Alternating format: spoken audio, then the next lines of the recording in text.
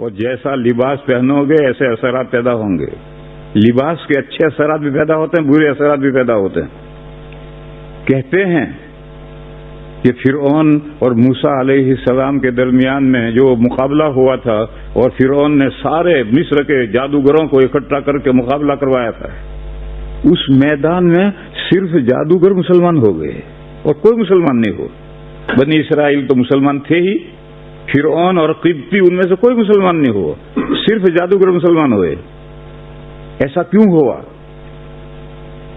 کتابوں میں لکھا ہے کہ ایسا اس لیے ہوا کہ تمام جادوگر حضرت موسیٰ اور حضرت ہارون علیہم السلام جیسا لباس پہن کر آئے تھے، تو اس کی برکت سے ان کو ایمان مل گیا. تو لباس کے بھی اثرات پڑتے ہیں. یہ ان کا لباس پہن کر کیوں آئے تھے؟ ہاسپٹل میں جس کو داخل کرتے ہیں تو سارے کپڑے اتروا کر ہاسپٹل کے کپڑے پہنوا دیتے ہیں. یہ آج بھی قاعدہ ہے، ساری دنیا میں قاعدہ ہے کہ ہاسپٹل میں جو پہنچتا ہے تو کپڑے اتار کر کے ہاسپٹل کپڑے پہنو. خیر یہ تو انسانوں کا مسئلہ ہے. ایک مرتبہ لنکیشائر میں ہم سلوٹر ہاؤس دیکھنے گئے تو انہوں نے ہمیں وقت دیا تھا کہ 7:15 بجے آئیے.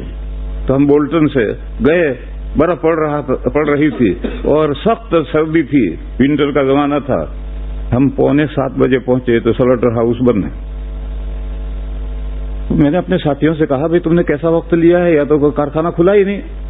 تو ساتھیوں نے کہا کہ ابھی 7 بجے کھلے گا.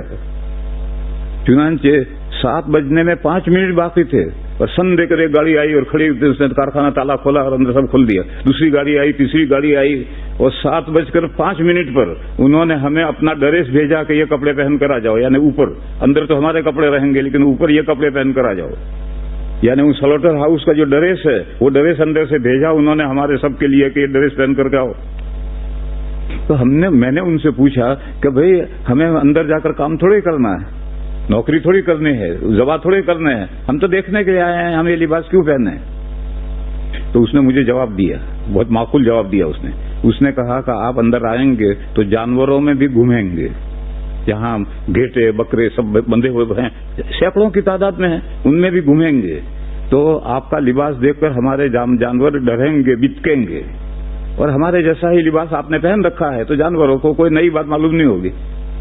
تو بات سمجھ میں آیا کہ جو لباس کا بھی اثر پڑتا ہے. اگر ہم یہ لباس پہن جائیں گے تو گھیٹے بکرے تو ڈریں گے، اور ان کا لباس پہن کر جائیں گے تو نہیں ڈریں گے.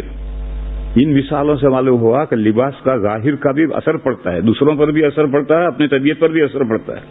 حضرت موسیٰ علیہ السلام اور حضرت ہارون علیہ السلام دونوں کا لباس پہن کر جادوگر آئے تھے، تو ان کی طبیعتوں پر یہ اثر پڑا کہ موسیٰ علیہ السلام جب لاٹھی ڈالی اور وہ لاٹھی ان کے جادوؤں کو کھا گئی تو سارے کے سارے سجدے میں گر پڑے اور ایمان لائے.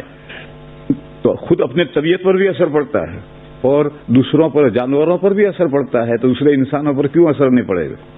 اس لیے میرے بھائیوں، اسلامی لباس پہن کر مسجد میں آیا کرو.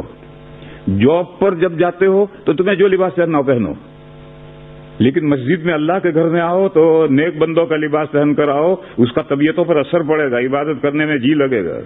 اور اگر آپ وہی لباس جو جاب کا لباس ہے وہی لباس پہن کر آئے اور ہاتھ میں موبائل بھی، بڑا موبائل بھی لے کر آئے اور تکبیر ہونے تک موبائل سے کھیلتے ہی رہے، تو طبیعت پر کیا اثر پڑے گا اس کا اندازہ خود ہی سمجھو. تو دشمنان اسلام نے عربوں کی عورتوں کا جو کرتا تھا وہ مردوں کو پہنا دیا ہے. آج عربوں کے جتنے کرتے ہیں یہ مردوں کے کرتے نہیں ہیں، یہ سب عرب عورتوں کے کرتے ہیں جو عرب مردوں نے پہن لیے. مردوں کا کرتا کیا ہے؟ ایک حدیث شریف سنو. نبی پاک صلی اللہ تعالی علیہ وسلم نے ارشاد فرمایا ہے کہ کپڑے کے لیے ٹخنے پر کوئی حصہ نہیں، آدھی پنڈلی تک کپڑا ہونا چاہیے، لنگی بھی آدھی پنڈلی تک اور کرتا بھی آدھی پنڈلی تک. جب حضور نے یہ مسئلہ سمجھایا تو حضرت ام سلمہ جو ام المومنین ہیں انہوں نے ایک سوال کیا کہ یا رسول اللہ عورتوں کے لیے کیا حکم ہے؟